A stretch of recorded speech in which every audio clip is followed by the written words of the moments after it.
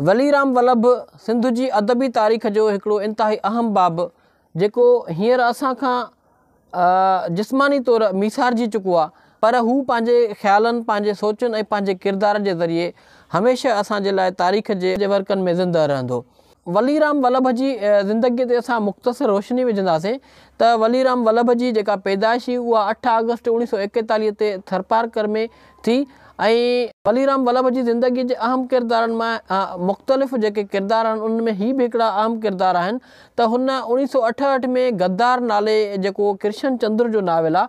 उनखे उर्दूअ मां सिंधी में तर्जुमो कयो। 1977 में कुरतुल ऐन हैदर जंहिंजो हिकिड़ो इंतिहाई अहम नावेल अथव आग का दरिया, उनजो हिकिड़ो ॿियो नावेल आहे सीता हरण, उनखे बि उर्दूअ मां सिंधीअ में तर्जुमो कयो वलीराम वल्लभ। ऐं उनखां पोइ पंजाबी जो हिकिड़ो नावेल आहे बंदि दरवाज़ा, उनखे बि वलीराम वल्लभ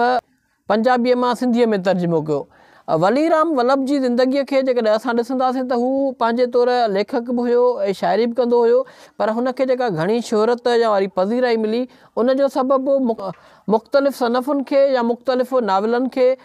या मुख़्तलिफ़ ॿियनि ॿोलियुनि जे किताबनि खे तर्जुमा निगारी करणु या वरी ख़ासि तौर सिंधीअ में तर्जुमो करणु हुयो, जंहिंजे करे हिनखे पंहिंजी ज़िंदगीअ में या अदबी दुनिया में वधि खां वधि इज़त, शोहरत ऐं पज़ीराई मिली।